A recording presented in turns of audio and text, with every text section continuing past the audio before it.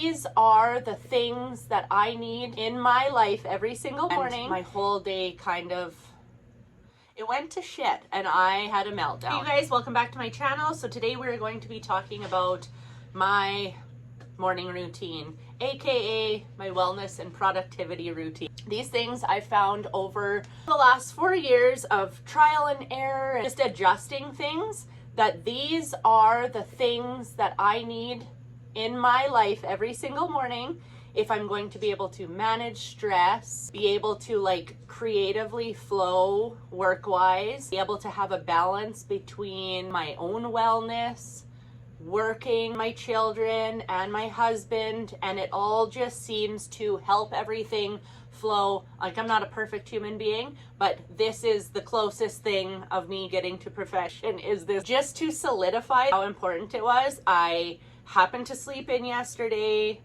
missed the good first 2 hours of my day that are just so super necessary, and my whole day it went to shit. It wasn't good, and I'm like, this just proves that I need this. So I'm going to talk to you guys about it because I think it might help a lot of you out, especially those of you who are busy moms, those of you who work from home, those of you who are just like trying to juggle everything and find this balance, if there is this shiny unicorn, and feeling like you're meeting all the expectations in your life. I'm just going to give you guys a little bit of back history on this because it started back in 2019. We had our fourth child. I just needed my mornings to run very smoothly, and when you have that many children, you need things to flow and work without you necessarily being there, because you can't always be there. So I created a morning routine for my kids. I bought them all like children's Garmin watches, set alarms so that they would wake, because I was caring for a new baby at the time. I needed them to be able to get up, eat breakfast, know to unload the dishwasher, know to make their lunch. So I had it all programmed into their watches, and it was life-changing. So then fast forward to 2021, when we moved into this house, I was trying to juggle a fifth child now, and I was like, why am I not implementing this for myself? Like, what? This seems like a no-brainer, but it had just hit me then. And so I started the ever-evolving morning routine. That's kind of like an experiment to see what worked, what didn't, what was necessary, what wasn't necessary. And after last year, I removed some of the things that I didn't think were necessary in my morning routine, because they just seemed like, oh, those are things for yourself. You can put them aside. You're busy with this. Do this. This is most important. But that, I realized, didn't enable me to handle the things that I needed to handle in the best way. So first and foremost, I'm going to run through start to finish my morning routine. I'm going to show you guys, first of all, before I get into it all, the fancy little PDF that I created for myself, because I'm a visual person. So just so you guys can get it's so pretty. So I have figured out, I think, how to put my PDFs on my website, so that if you guys wanted to download and make one of these for yourselves, you will be able to. If you go and check that out and it's not there, just hang tight with me and I will have it up on my website as soon as possible. First, I'm going to tell you the routine, and then I'm going to tell you how I keep it all neat and tidy, and then you guys can adjust accordingly. I really like to wake up at 5 a.m. and right off the hop, I have my morning routine. 7 a.m. and I'll go into these more in depth. I'm just going to run through it quickly with you. I have my cleaning, baking, and my kids routine. 10 a.m. my work. 11:45 lunch. 1 o'clock I have coffee and bow time. So I still have one child at home, his last year. So that's our time to play and do things. And then 2 o'clock I squeeze in a little bit more work, and then 3:30 everyone comes home, and 4 o'clock we either start shipping kids to activities or make supper, depending on what day of the week we're on. Let's go back up to 5 a.m. 5 a.m. my morning routine and workout. So my morning routine consists of, this is controversial, the first cup of coffee. Like, that is what pulls me out of bed. I love it so much. And people will say for optimum wellness, you should wait a little bit before you have your first cup of coffee, but also you need to do what brings you joy, and that is that first cup of coffee. So I will sit and I will have at least 2 cups of coffee, and this is where I have like my Bible study time, and that is first and foremost, like very first and foremost, because however you start those very first seconds of your day, with trial and error, I've tried this, it snowballs into how the rest of your day is going to be. And I used to pick up and aimlessly scroll, even if it was going to be educational content that I was scrolling through. It still it started me off addicted to my phone almost. So I do first and foremost a Bible study. And what does that look like? I have been listening to online sermons for the last 4 years, so I'll either listen to that or I'll just straight up read the Bible, and a book of the Bible that I'm on right now, I'm listening or reading Isaiah. So I will either do a sermon, read, or sometimes I have like devotional study, which you can do on the Bible app, which is really cool. And so I'll either do one of those or one of the other two. And I do that for an hour. And so that puts us at 6 o'clock. So at 6 o'clock, then if I want to continue on a little bit, like say I was just like really speaking to me or whatever, I will continue on while I walk on the treadmill. And again, controversial. Some people will say, always strength train first, then cardio. I just do what I have found works best for me. So it's always a treadmill, because walking just sort of gets me in the zone. And before I know it, I am ready to like be sprinting, because it just like, it slowly fires you up to want to work out. And I found if I go straight to weights, I don't have that build up that makes me amped up to work out for the rest of my period of time of working out. I will usually walk for 5 to 7 minutes or something like that, consume whatever it is that I'm wanting to consume, which is either finishing a sermon, a Bible study, whatever, or I will switch into business mode and learn how to upload PDFs onto my website, something like that. And then I will, when I go into running mode, usually I switch to some hardcore music and just full out sprint, and it feels so good. Like that is the kind of activity that makes me be able to literally handle any stress 100 times better if I start my day this way. That's about a half an hour that I do cardio on the treadmill. I'll go upstairs and do strength training for about 20 minutes. And give or take, that puts me at about 7 o'clock. So that's right around the time that my kids all start waking up. And so it gets busy then, because I am needing to do breakfast or answer this question or help someone with this. Maybe someone has homework. So that is kind of the time where the kids have unloaded the dishwasher. I'm loading the dishwasher, cleaning the kitchen and making it all look and feel nice so I can have like a good start to my day.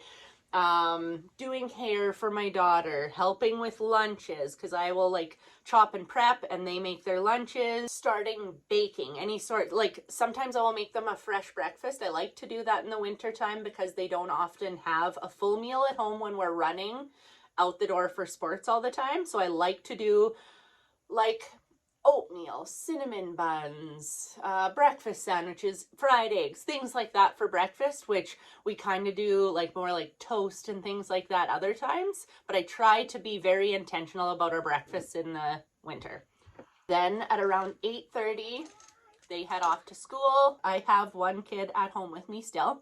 So I will then have like a baking activity with or without him, depending on if he wants to join. But I like to have like a fresh bread, fresh baking, cookies, treats, anything like that. I will bake something that my family can have for their lunches or for a snack. And that is a really good thing. Like you can do 2 birds with 1 stone. You're getting fresh baking, and kids really like to help add all the ingredients and stuff like that.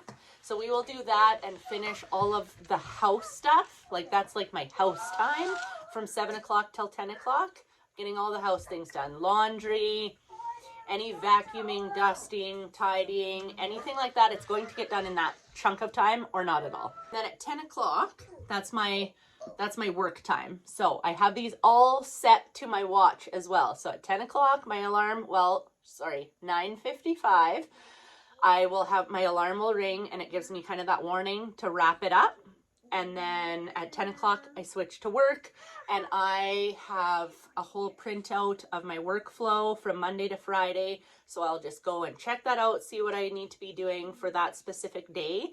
And I will work till 11:45 when I make lunch. Sometimes my kids come home, sometimes they don't. Sometimes my husband comes home, sometimes he doesn't. And then I will either get my one kid that I still have at home, I'll get him ready for play school if he has it, or him and I will have our own time from after lunch until 2 o'clock. So we'll just hang out, we'll play, we'll watch a show, play Play-Doh, things like that. And then at 2 o'clock until my kids get home from school, I crunch in a little bit more work that I need to get done. And then 4 o'clock, that is my family time. So I'm either making my family supper, or we're heading off to whatever sport, activity, whatever we have going on that day. And the rest of the day just sort of falls into place with activities or whatever, depending on the day. And these are all things that are very non-negotiable, and I find it very helpful to pack all your most important things at the beginning of the day that need to be done, because especially if you work from home, I find people will just pop in or be like, I can't do this because I'm going to be at work. Could you do this? You never know what your afternoon is going to look like, because when you work from home, people don't always understand that you actually are working.